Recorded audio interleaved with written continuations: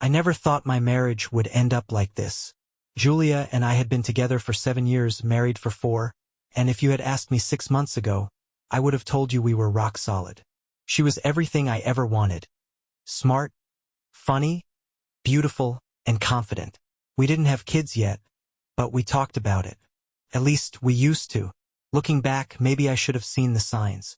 The late-night work calls that seemed to get longer and more frequent. The mysterious gym membership she took out even though she hated working out. The weekends when she suddenly needed time for herself and would disappear for hours, always coming back with some flimsy excuse about errands or meeting a friend. But the real shift happened 3 months ago. It was subtle at first. A new perfume I'd never smelled before, the kind of expensive brand she'd always rolled her eyes at. Then there was the way she started dressing differently. Julia's style was always practical, clean, professional. Lately, though, it was like she was auditioning for a role in some high-end fashion magazine. Short skirts, designer heels, and blouses that clung to her body in ways I hadn't seen her wear since we started dating. When I asked her about it, she shrugged it off. "Just trying something new," she said, her tone light but her eyes darting away. I wanted to believe her. I really did. But the truth is, I couldn't shake the feeling that something was off. The moment that planted the real seed of doubt came during a dinner party at her best friend Claire's house. Julia was glued to her phone all night, smirking at messages she wouldn't show me. When I jokingly asked if she was running a secret business empire, she snapped, "Not everything I do is your business, Michael." Her tone wasn't teasing. It was sharp, defensive. After we got home, I asked her if something was wrong. "You've been so distant lately," I said. "Are you okay?" Her answer was a kiss on the cheek and a mumbled, "I'm just tired." Then she locked herself in the bathroom for over an hour. I didn't know it then, but that was the night everything started to unravel. 2 weeks after that dinner party, Julia started coming home even later than usual. I'd wake up at midnight to find her side of the bed empty. When she finally crawled in next to me, reeking of alcohol and perfume, I'd ask where she'd been. "Out with the girls," she'd say. Her voice slurred but her smile calculated. "Which girls?" She'd never tell me. I tried to let it go, but doubts started eating at me. She wasn't even pretending anymore. Her stories didn't add up. One night, she claimed she was with Claire, but I'd run into Claire that same afternoon at the grocery store, and she casually mentioned being out of town for the weekend. The turning point came on a rainy Thursday evening. Julia texted me around 7 p.m. "Working late. Don't wait up." That wasn't unusual, but something about it didn't sit right. Maybe it was the way she didn't bother to call, or maybe it was how disconnected I felt from her these days. Either way, I decided to swing by her office to surprise her. When I got there, her car wasn't in the lot. At first, I thought I'd misunderstood her text. Maybe she was at a client meeting or she'd taken an Uber. But when I called her assistant to casually ask if Julia was still in, the response made my stomach drop. "She left around 5, her assistant said. "Everything okay, Mr. Carter?" I mumbled something about getting the times mixed up and hung up. My heart was pounding. Where the hell was she? That night, I waited up. She didn't get home until 2 a.m., hair disheveled, mascara smudged, and her blouse buttoned wrong. "You're up?" she asked, startled, like she hadn't expected me to notice she was gone. "Where were you?"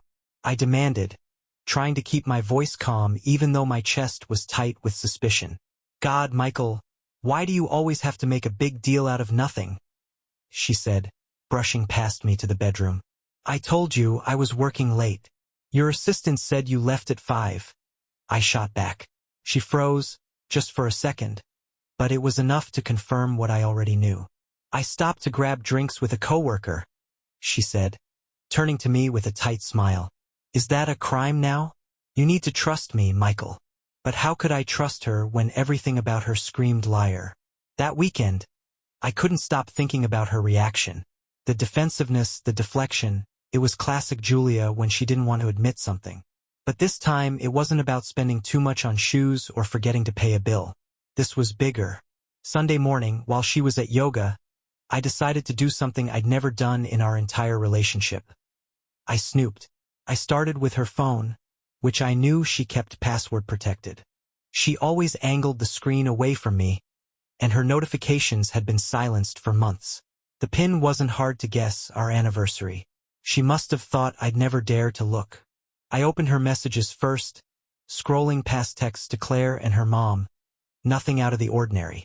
But when I reached the bottom of her conversation list, there was a name I didn't recognize. Caleb. The most recent messages weren't explosive on their own. Caleb. Tonight at 8? Julia. Can't wait. Same place as last time? Caleb, of course. I felt a chill run down my spine. Same place as last time? What last time? I opened the chat history and my heart sank.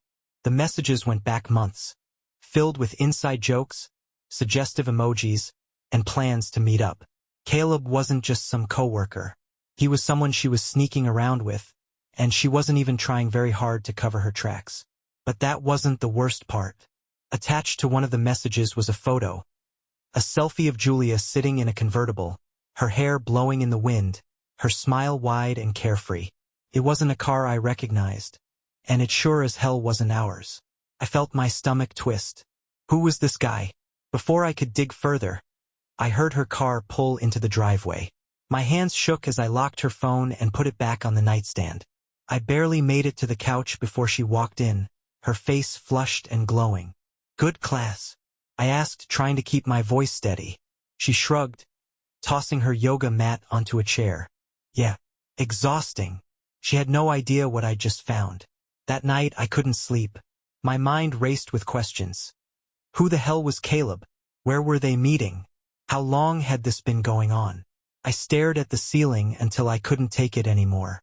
Around 3 a.m., I got out of bed and opened my laptop. I logged into our shared phone account, something I hadn't done in years, and pulled up her call and text records. There he was. Caleb's number showed up dozens of times over the last few months.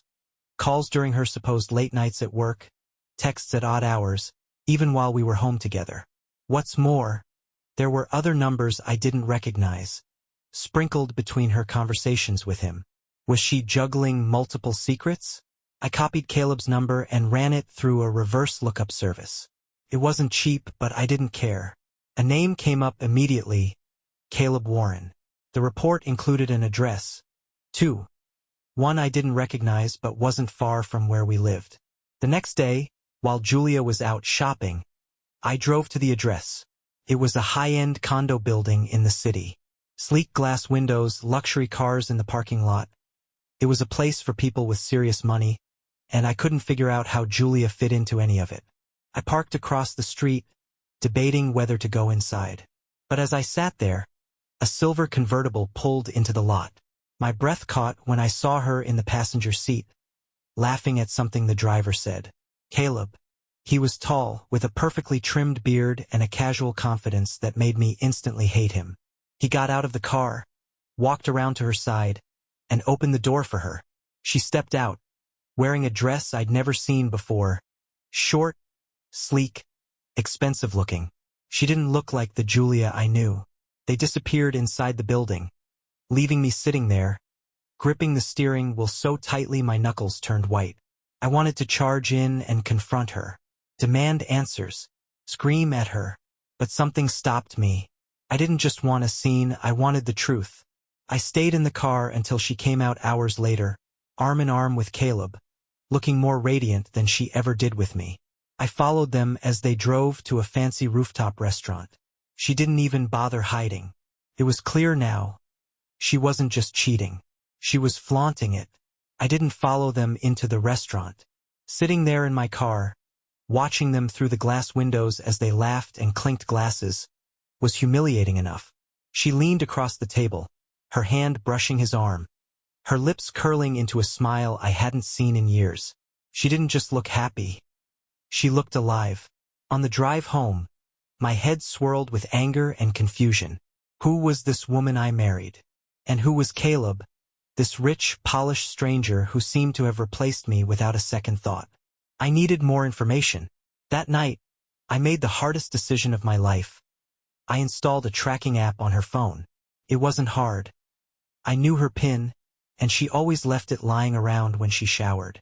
I hated myself for stooping this low, but I justified it. She wasn't just lying to me. She was leading a double life. I deserved to know the truth. The next few days were a whirlwind of revelations. The tracking app showed me everything: where she went, how long she stayed, and who she was with. Julia's secret life was far more elaborate than I'd imagined. She wasn't just sneaking around for dinners with Caleb. She was meeting him at art galleries, private events, and what looked like underground parties. Once, she spent hours at a secluded mansion on the outskirts of the city. But the breaking point came when I tracked her to a boutique hotel downtown. I sat in the parking lot for hours watching her car. Around midnight, Caleb's convertible pulled up. They both went inside arm in arm. She didn't come out until morning. I didn't confront her when she got home. Instead, I asked how her girls' night went. She smiled, kissed my cheek, and said, "It was nice to catch up with everyone." Her audacity floored me. She lied so effortlessly, without a shred of guilt or hesitation. But I didn't let it show. I played dumb, pretending everything was fine, while inside, I was burning. I didn't want just a confrontation. I wanted to bring her world crashing down. Julia's lies became a game to her. Every night she came home late, I asked harmless, leading questions. Every answer she gave was another shovel of dirt on her grave. "How was yoga?" "Exhausting," she'd reply, tossing her gym bag onto the couch. But the app showed she hadn't been near the studio in weeks. "Did Claire enjoy the new wine bar?" "Oh, she loved it," she'd say with a grin. Except Claire's Instagram was filled with pictures of her lounging by a pool in another state. I cataloged every lie, every piece of evidence. Photos of her car outside Caleb's condo. Screenshots of her GPS coordinates at the boutique hotel. Snippets of her texts to him, carefully retrieved from her phone when she wasn't looking. One night, I found myself scrolling through her emails. My stomach twisted when I discovered a receipt for a pair of diamond earrings. They weren't for me. Julia hated flashy jewelry. The purchase was sent to Caleb's condo. She was buying gifts for her lover with our money. By then, I'd pieced together enough of her secret life to understand the patterns. She wasn't just cheating. She was living as someone else entirely. She wore clothes I'd never seen, spent weekends in places I'd never heard of, and moved in circles I'd never imagined she'd be part of. It wasn't just about sex. It was about power. The final straw came 2 weeks later when she told me she was going on a work retreat. I didn't bother asking where. Her suitcase filled with cocktail dresses and lingerie said it all. I tracked her to a private airport where Caleb's name was on the flight manifest for a chartered jet. They were flying to some tropical island for the weekend, leaving me behind to stew in her lies. I snapped. That night, I started planning my revenge. It wasn't going to be simple. It wasn't going to be quick. But when I was done, Julia would regret every second she'd spent treating me like a fool. Revenge isn't about anger. It's about precision. It's about waiting, watching, and striking when your target least expects it. That's what I told myself as I sat in my office late that night, mapping out my plan. Step 1 was financial. I dug through our joint accounts, carefully tracing every transaction she'd made in the past year. The boutique hotels, designer clothes, spa treatments. She wasn't just spending our money recklessly. She was funding her double life. I transferred most of our savings into a separate account under my name. Not enough to make her suspicious, but enough to secure my future. Then I froze our credit cards, claiming fraudulent activity when the bank asked why. Step 2 was digital. Julia wasn't as careful as she thought. Her social media accounts were linked to mine, giving me access to her private messages and hidden photo albums. I downloaded every incriminating picture and screenshot, a treasure trove of evidence, including photos of her and Caleb sipping champagne on private yachts and lounging in luxury hotel suites. Step 3 was legal. I consulted a divorce attorney, a pit bull of a woman named Caroline, who assured me that Julia's behavior would give me the upper hand in court. "With this level of betrayal, you'll walk away with everything?" Caroline said, flipping through the folder of evidence I'd compiled. "She's been reckless, and the judge will see that." But court wasn't enough for me. I wanted more. The real genius of my plan lay in step 4, public humiliation. Caleb wasn't just some rich playboy. A quick Google search revealed he was a prominent figure in the city's elite circles. Business ventures, charity galas, political connections. His reputation was his currency. And Julia, by extension, had inserted herself into that world. It was time to destroy it. I created a fake social media profile, a glamorous, mysterious woman who looked like she belonged in Caleb's circle. Using this persona, I started messaging him, dropping hints that I knew about his affair. First, he ignored me. But when I sent him one of the photos I'd taken of him and Julia at the boutique hotel, he bit. "Who is this?" he messaged back. I smiled, typing out my reply, "Your worst nightmare." Caleb's reaction to my message was almost immediate. A flood of frantic texts followed my cryptic reply. "What do you want? How did you get this? Please, let's talk." I let him stew for a few hours before responding. I wanted him desperate, teetering on the edge of panic. Finally, I replied, "Meet me tomorrow. Noon. Caffè Milano. Come alone." The next day, I arrived early, choosing a corner table with a clear view of the entrance. Caleb walked in 10 minutes late, his usual confident swagger replaced by a nervous stiffness. He scanned the room, his eyes landing on me. I waved him over. He hesitated for a moment, then approached. "Who are you?" he demanded as he sat down, keeping his voice low. I leaned back in my chair, studying him. "I'm the guy whose wife you've been screwing." The blood drained from his face. He opened his mouth to speak, but I cut him off. "Don't bother denying it. I've got the receipts, and the photos, and the texts." He slumped in his chair, looking defeated. "What do you want?" I smiled coldly. "For now, nothing. I just wanted to see the man who thought he could humiliate me and get away with it." He fidgeted, glancing around like he expected someone to jump out and arrest him. "Look, I didn't know she was married." "Spare me," I snapped. "You knew. You didn't care. And now you're going to pay for it." Caleb's jaw tightened. "You can't prove anything." I chuckled, pulling out my phone. I showed him a photo of him and Julia kissing in his car, time-stamped and geotagged. Then another of them entering the boutique hotel, and another of them on his yacht. "Want to test me?" I asked, raising an eyebrow. He swallowed hard, realizing how deep he was in. "What do you want me to do?" "Nothing yet," I said, leaning forward. "But when I call, you'll answer. And you'll do exactly as I say. If you don't, this," I gestured to the photos on my phone, "goes public. Imagine what your investors, your business partners, your family will think." Caleb's face hardened. "You're playing a dangerous game. Not as dangerous as the one you've been playing with my wife," I shot back. He stood abruptly, glaring at me. "This isn't over." "No," I said, smirking. "It's just beginning." As he stormed out, I felt a thrill of satisfaction. Caleb thought he had power, but now he was just a pawn in my game. With Caleb on edge, it was time to turn my focus back to Julia. I needed her to feel the weight of her lies, to see that her carefully constructed fantasy life was crumbling. I started small, planting seeds of doubt and confusion. One evening, while she was in the shower, I replaced her phone's lock screen with a photo of her and Caleb that I'd pulled from her messages.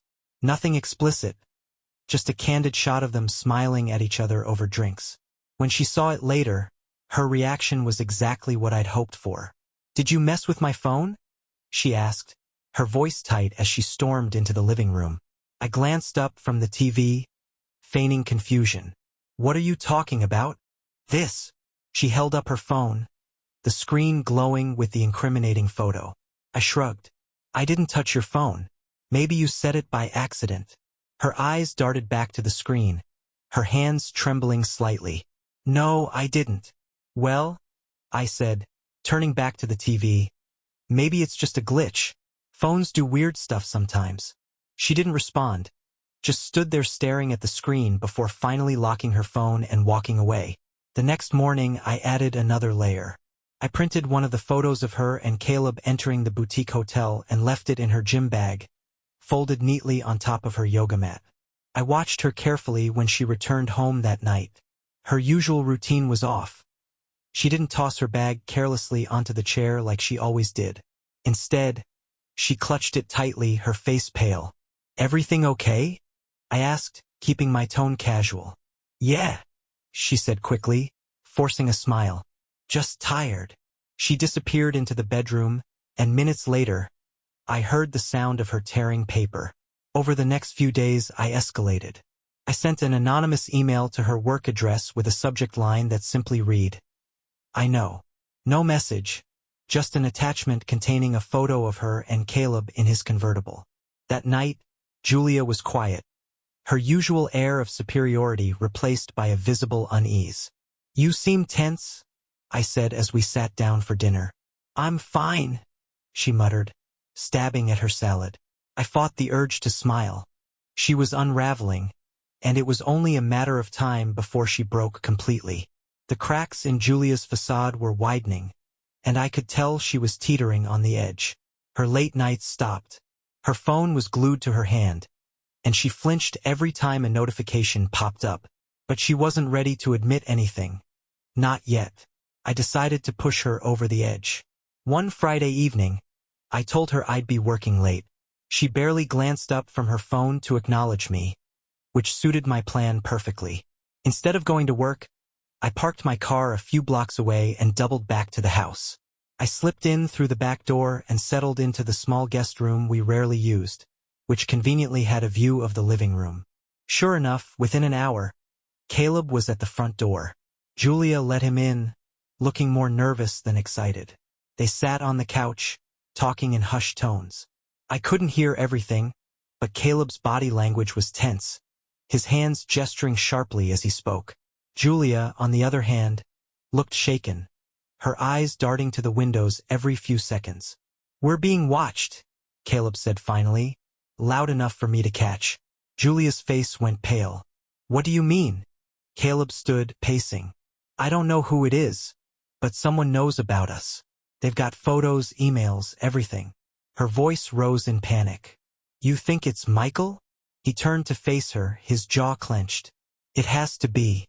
Who else would have this kind of access?" Julia buried her face in her hands. "Oh my God, what if he's planning to tell everyone? What if he already confronted me?" Caleb interrupted, his tone bitter.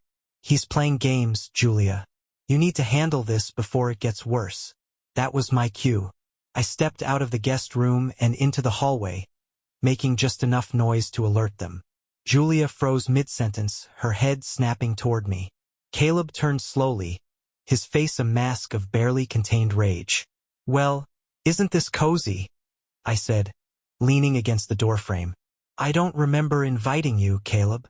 Julia jumped to her feet, stammering, "Michael, I can explain." "Save it," I snapped, my voice cold. "You've been explaining plenty to him, haven't you?"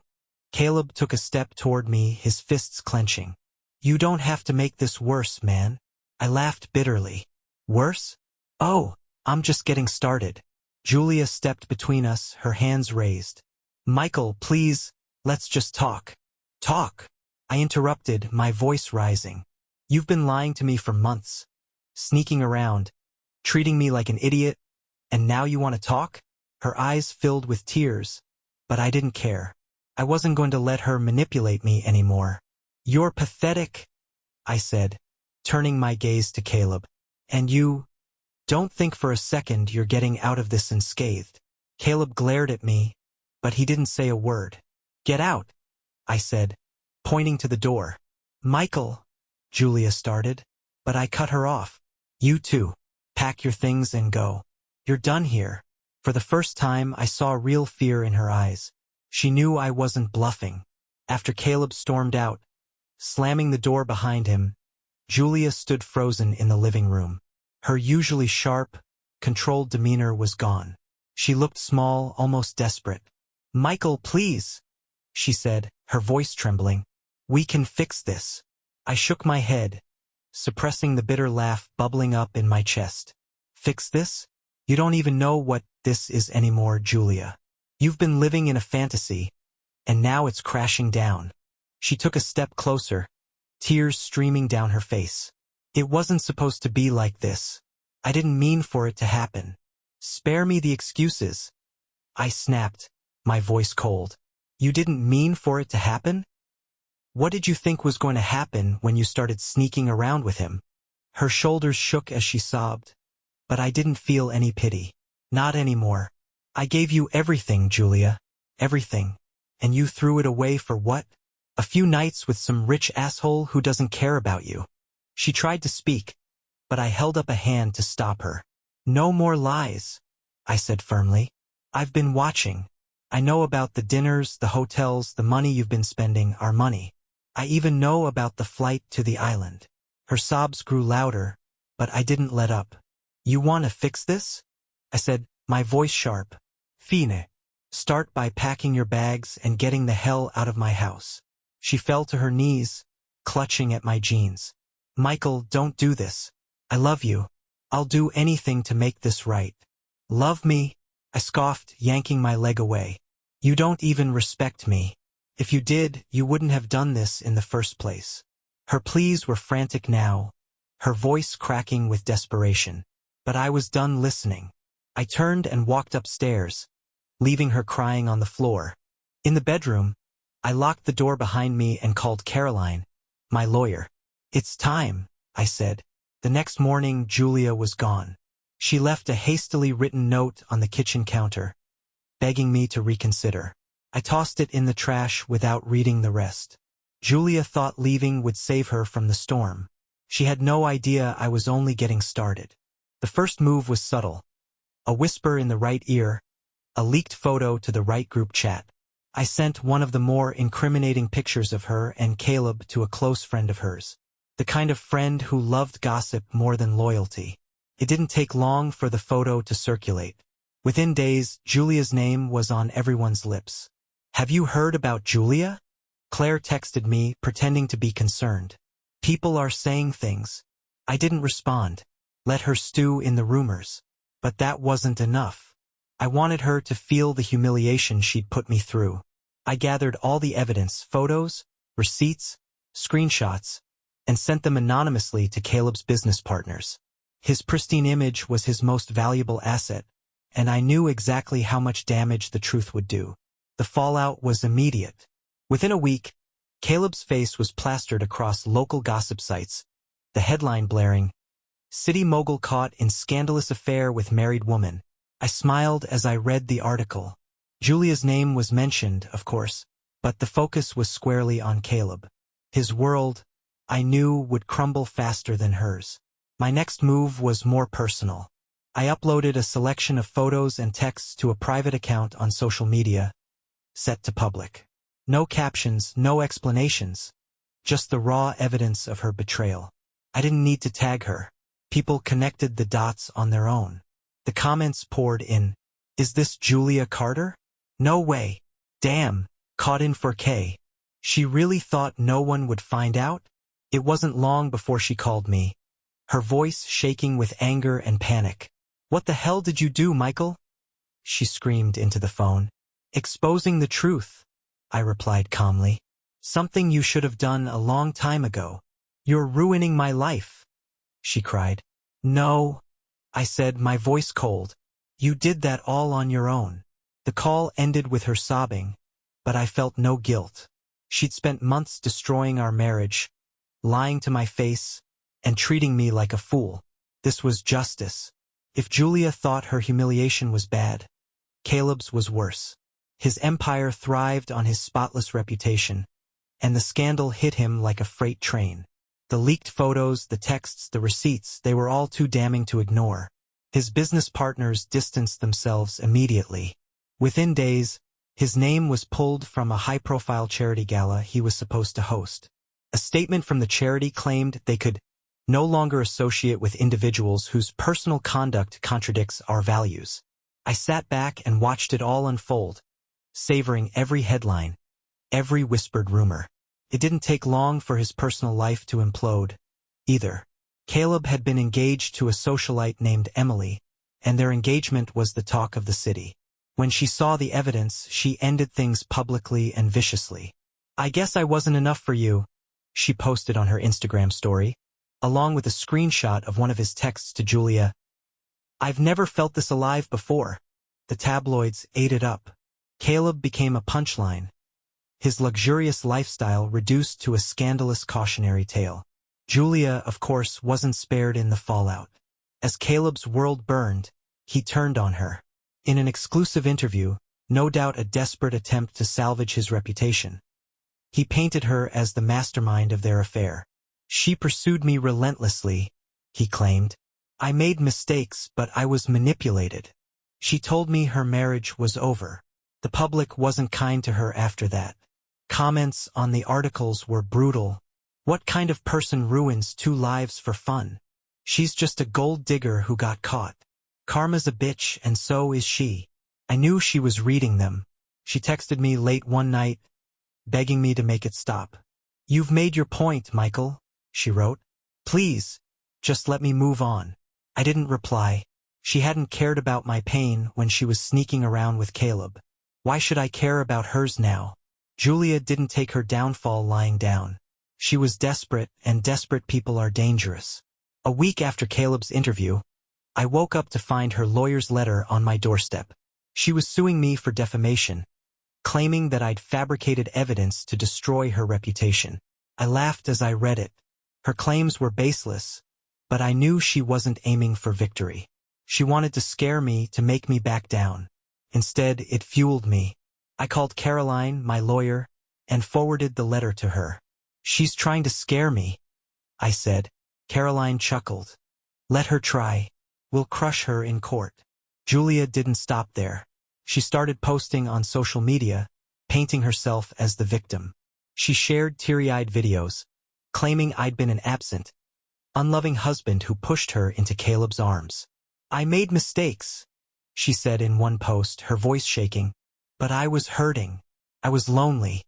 And now I'm being punished for it in the cruelest ways." Some people bought it. Comments flooded in, accusing me of being controlling, heartless, even abusive. But I'd planned for this. A few days later, I released the full evidence to the public: photos, messages, and a detailed timeline of her betrayal. Everything was watermarked and verified to ensure no one could claim it was fake. The backlash against her was swift and merciless. Her victim narrative collapsed under the weight of undeniable proof. Even her closest friends turned against her. Claire, her best friend, called me after seeing the evidence. "I didn't know it was this bad, Michael," she admitted. "She lied to all of us." Julia's attempts to fight back only made her look worse. Every accusation she threw at me was met with cold, hard facts. By the time we reached the preliminary hearing for her defamation suit, the judge dismissed it outright. "This case has no merit," the judge said, glaring at Julia.